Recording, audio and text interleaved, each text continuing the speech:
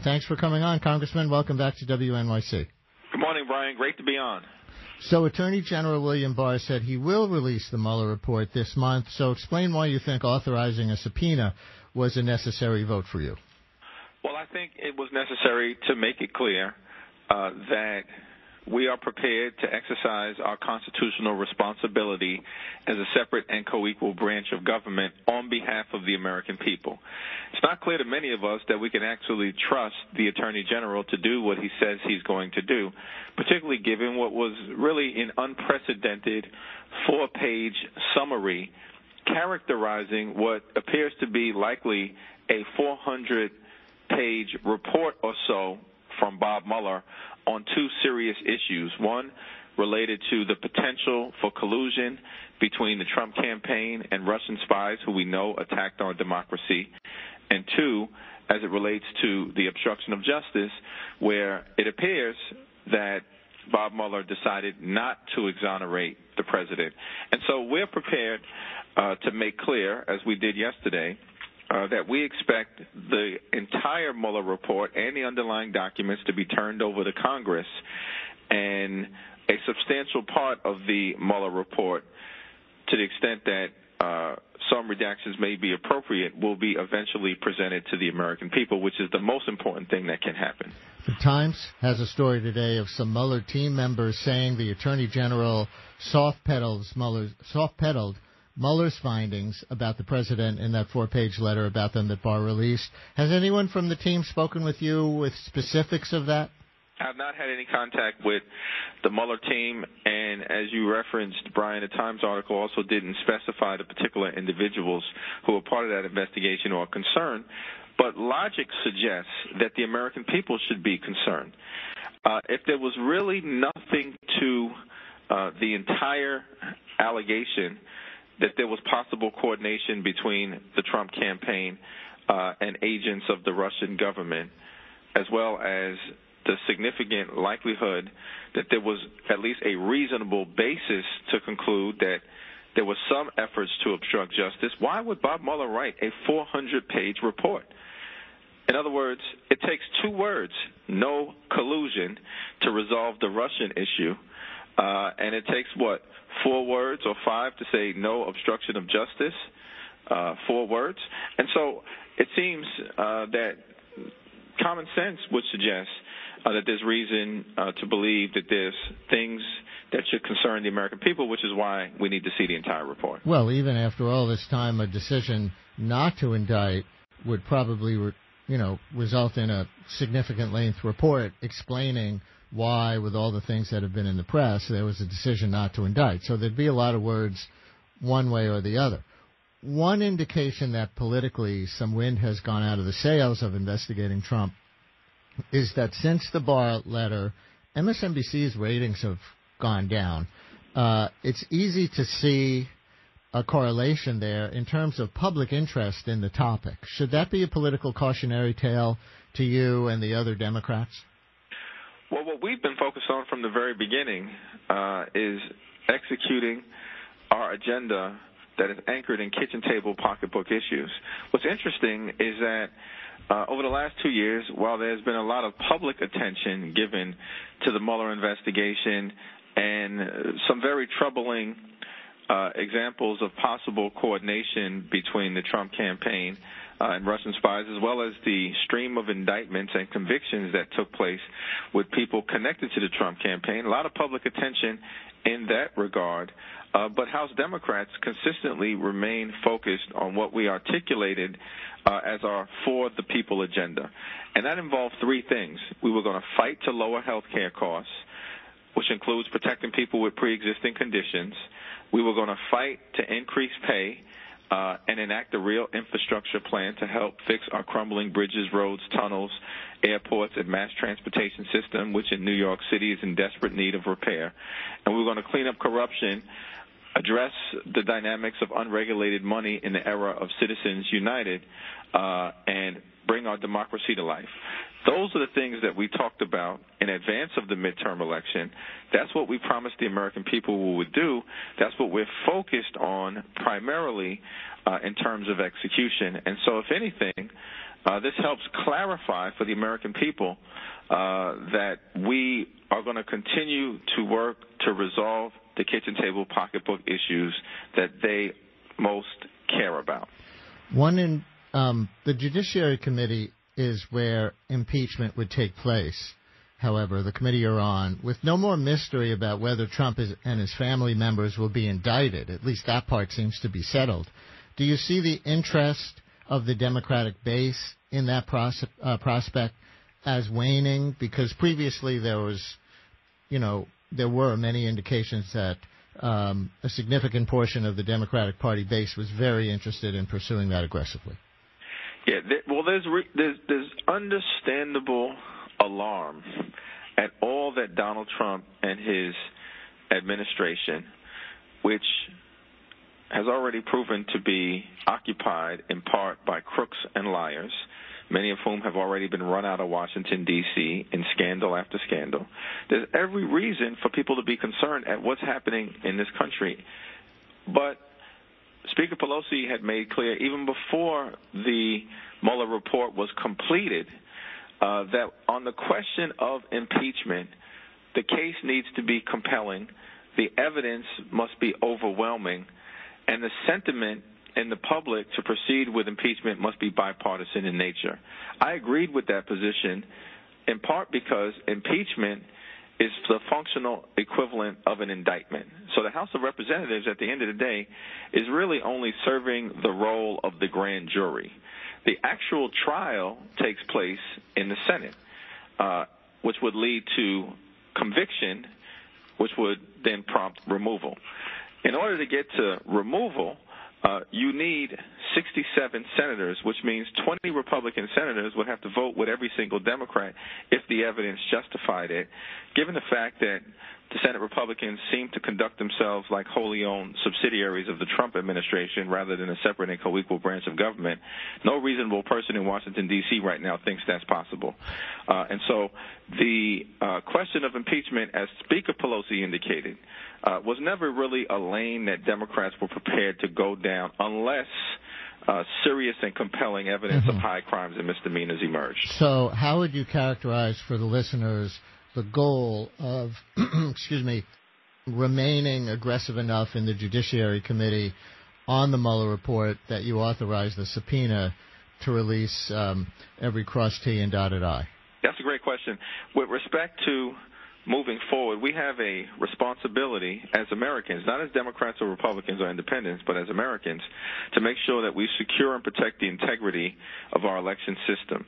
At the heart of our democracy, at the heart of the principle of government of the people, by the people, and for the people, is the notion of free and fair elections, independent of influence from outside hostile foreign actors like Russia. One of the things that we need to do, and why the Mueller report is going to be incredibly important, is that it will help explain what happened, why it happened, so that we, as members of Congress, can figure out how to prevent it from happening again as it relates to the attack on our democracy in the 2016 campaign, so that we can stop it from happening in the 2020 presidential campaign.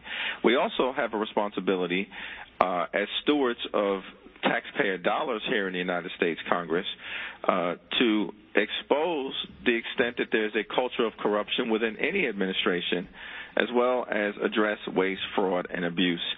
And so as our oversight functions continue moving forward, either out of Ways and Means or Judiciary or Oversight or the Intel Committee, it has to do with serious public policy issues built into a system of Congress as a separate and co-equal branch.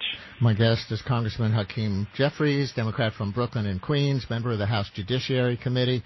We can take your phone calls for him at 212-433-WNYC, 212-433-9692. Meanwhile, over in the Ways and Means Committee, they've now for the first time requested Trump's tax returns from the IRS. Is this a fishing expedition to try to hurt him by any means, or is there a specific suspicion about something worthy of the request?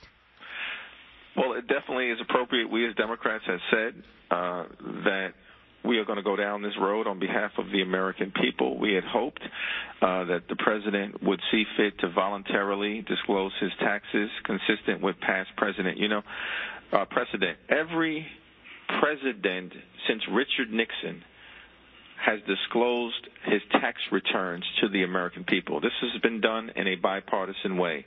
Gerald Ford, Ronald Reagan, Jimmy Carter, George Bush, Bill Clinton, George W. Bush, Barack Obama, Democrats and Republicans, the left and the right, they've all done it because it's the right thing to do in connection with the most powerful office in the land. We deserve, as the American people, the opportunity to understand whether there are conflicts of interest connected to financial holdings that would provide reason to believe that any president is not doing things consistent with the best interests of the American people because of financial ties and obligations, responsibilities, or interests. That fundamentally is the purpose of proceeding in the manner in which the Ways and Means Committee has decided to do. Let's take a phone call. Jay in Somerset County, you're on WNYC. Hi, Jay. Hi, how are you? I just want to know, it's been 2 years now, 2 years plus, and the silence from the Republican side is deafening.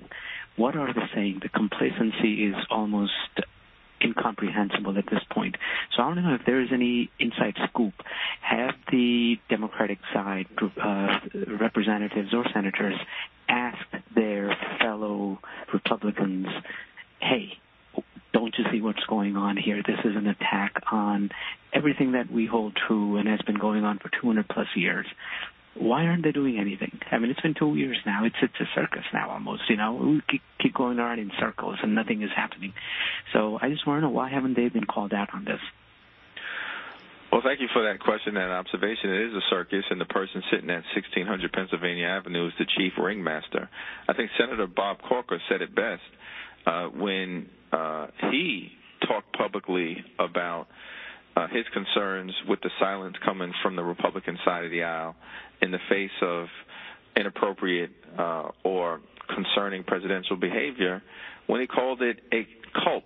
In other words, you have House Republicans and Senate Republicans who seem to be afraid for their political lives if they cross the president. Now, from time to time, they've expressed concern with the things that he's done, but nowhere near the level of outrage that is justified by the behavior that we've seen from Donald Trump. Keep in mind, this is the same group that was up in arms because Barack Obama had the temerity to once wear a tan suit. And can you imagine, this president has lied to the American people over 9,000 times, as well as engaged in a whole series of different behaviors, including surrounding himself by a band of criminals, including his first national security advisor, his chief campaign chairman, and his deputy campaign manager, and yet there's largely silence. Bob Corker said it best. Many of his former colleagues are functioning like a cult.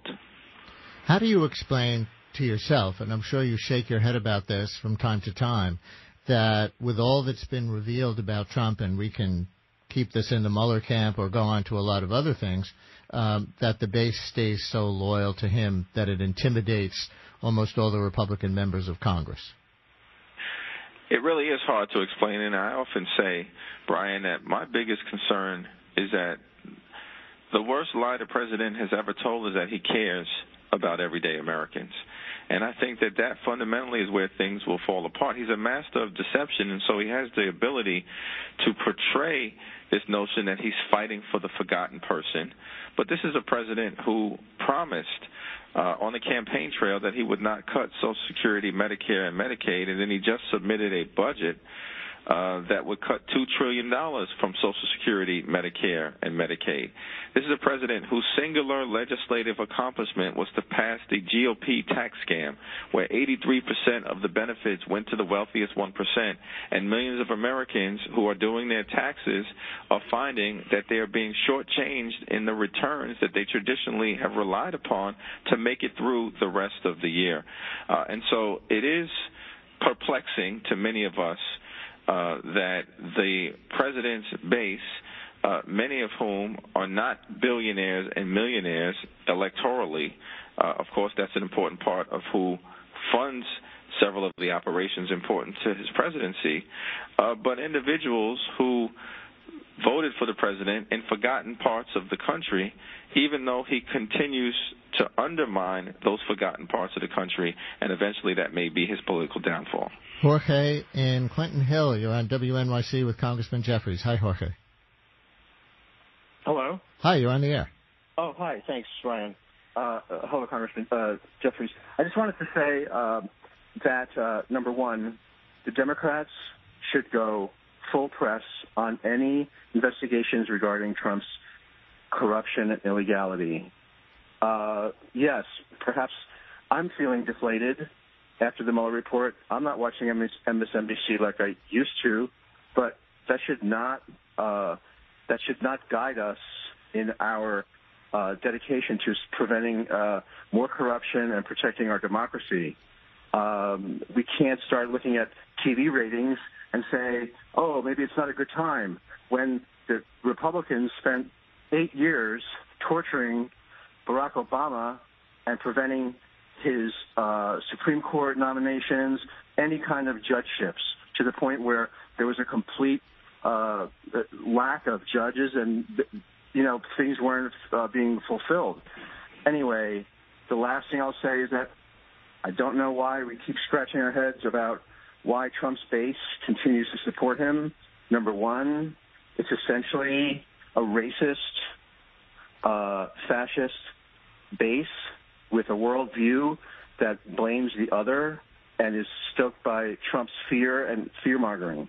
Number two, his evangelicals, okay? He gave them 2 Supreme Court nominations. He stole one of them so they could destroy Roe v. Wade.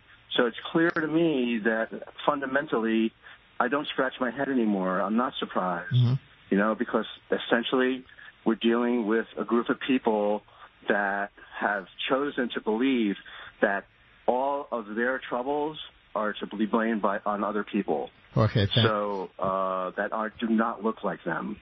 Okay, let me leave it there. Thank you very much. Call us again. And Congressman Jeffries, any response to any of that? Well, I think, Jorge, you're exactly right in terms of some of the reasons why those Americans who remain committed to Donald Trump will remain committed to Donald Trump. Although this election will be determined, by swing, moderate voters who are close to the center, sometimes vote Democratic, sometimes vote Republican, those that were Obama, Trump voters. And in that regard, I think the economic anxiety and his failure to act on improving their livelihood is going to be important. And that's why Democrats are going to continue to focus on, one, trying to drive down the high cost of life-saving prescription drugs. We believe that for far too long, Big Pharma has had its way in Congress, which is the reason why Medicare does not have the ability to use its bulk price purchasing power to negotiate lower drug prices on behalf of the American people. We want to change that and deal with some of the other ways in which Big Pharma undermine the ability for everyday Americans to afford their prescription drugs and life-saving medication. It's also why we're going to focus on a real infrastructure plan where we want to invest $1 trillion. We think we can create 16 million good-paying jobs over a 5-year period of time, all across the country, including in New York City, with a meaningful investment in improving our mass transportation system. That's what's going to be our focus. That's where the American people are ultimately most concerned about. On bringing down the high cost of prescription drugs, you tweeted, as we wait for the Mueller report, Republicans are trying to destroy health care again. We'll get to the lawsuit regarding the Affordable Care Act. but bringing down the cost of prescription drugs is something that the president and the Republican side of the aisle at least also talk about as a priority. So I wonder if you see any policy measures that could attain enough common ground to get through both houses of Congress. Well, you're absolutely correct that, Donald Trump and the Republicans have publicly expressed support for the effort to drive down the cost of life-saving prescription drugs, recognizing that it's totally out of control. I think there's an opportunity to find common ground on improving the ability of the federal government to use its ability to negotiate lower drug prices through Medicare. We're working on that.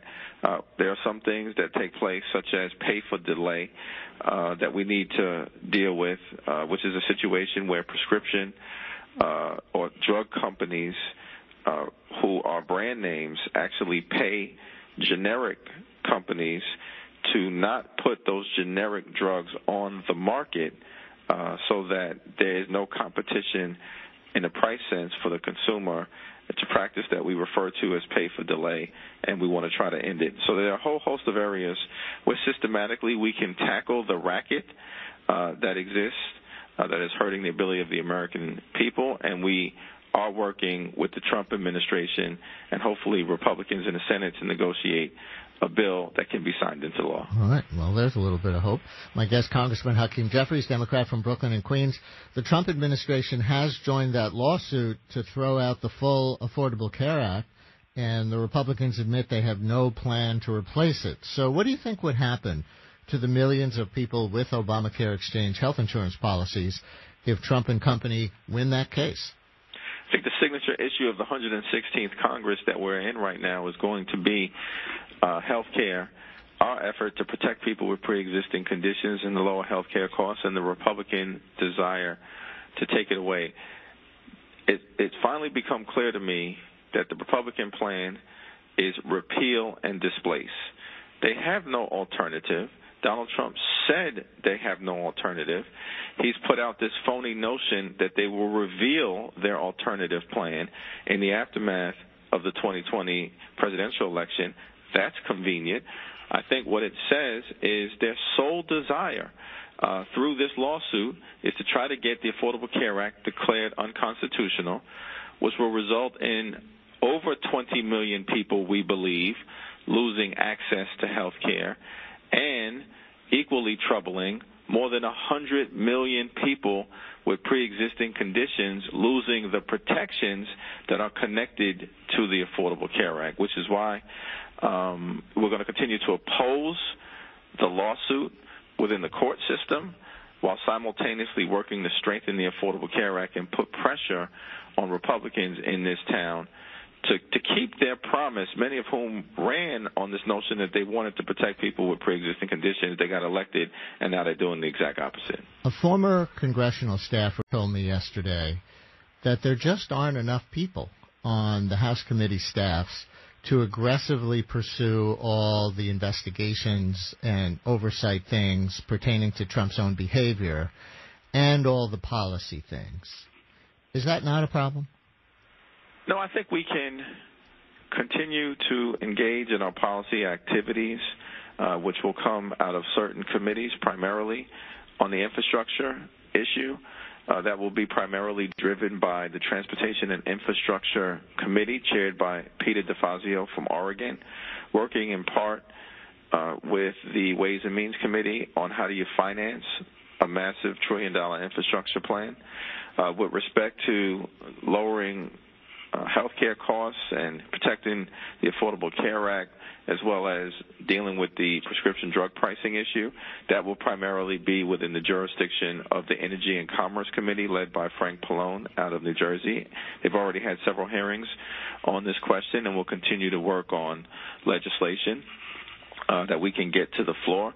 Even in the context, Brian, of the Judiciary Committee, while we are engaging in our constitutional responsibility with respect to the question of oversight, the House Judiciary Committee a few days ago had a hearing and a markup on the Equality Act, which would extend employment protections against discrimination to members of the LGBTQ community. It was the House Judiciary Committee that also put on the floor the Violence Against Women's Act reauthorization that we will pass today in Congress. And it was also the House Judiciary Committee that in February passed H.R. 8, which is groundbreaking legislation to establish a universal criminal background check system to make sure that criminals cannot get access to weapons that kill Americans without going through a robust set of background checks run by law enforcement organizations. So even the House Judiciary Committee, which has these tremendous oversight responsibilities, has been legislatively productive. And I see the House Democrats pass the Paycheck Fairness Act this week, having to do with gender pay. What's the Paycheck Fairness Act? So women get paid approximately 80% of what men get paid for doing the same job. That is unacceptable anywhere in the world. It certainly is unacceptable in the United States of America. And so fundamentally, the Paycheck Fairness Act is anchored in the principle of equal pay for equal work, and we want to bring that about.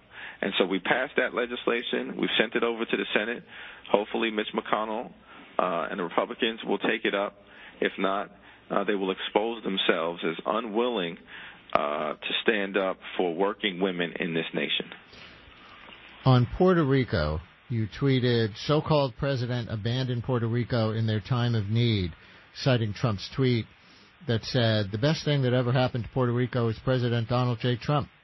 So many wonderful people, but with such bad island leadership and with so much money wasted, cannot continue to hurt our farmers and states with these massive payments and so little appreciation. So my question for you is that Trump tweet politics or racism or both? Well, it certainly is an ignorant tweet that reveals him again to be a master of deception. It's not even clear, Brian, that Donald Trump to this day understands that Puerto Ricans are American citizens based on some of the things that he has said. And it is just shameful. It is clear that the island of Puerto Rico has not been treated equitably with respect to the federal resources that they deserve, both in the context of the recovery in the aftermath of Hurricane Maria, but for a long time before that, in terms of their share of benefits that they've earned from the American government, understanding that people from Puerto Rico at disproportionately higher rates serve in the military, sacrifice themselves, have died fighting for the freedom of America, and they deserve to be treated with dignity and respect. The president seems to be trying to cover himself from a lot of charges from a lot of quarters that he doesn't care about the people of Puerto Rico because they're Latino. In fact, vilifies them because vilifying them would play to his base. So he put in that phrase, so many wonderful people. And yet at the same time in the same tweet, he says, cannot continue to hurt our farmers and states. Of course, Puerto Rico is not a state, so there's a technical distinction there. But I'm just curious how you hear this in racial terms. Well, I think what is clear is that the president has peddled in xenophobia and tried to appeal to some of the more invidious underbellies of the American electorate for his own political purposes, and that's problematic. He's done it famously as it relates to Mexico and immigrants in this nation, using horrendous language to describe them that is not factually accurate and is not humane. And with respect to the question of Puerto Rico, there are many people who reasonably conclude that the reason that he has shown such a lack of sensitivity is because he wants to otherize the citizens of Puerto Rico in the way in which he's otherized people in this nation and throughout the world to serve his own political purposes. Congressman Hakeem Jeffries, Democrat from Brooklyn and Queens and a member of the House Judiciary Committee, thanks for coming on. We always appreciate your time. Always a pleasure. Thanks a lot, Brian.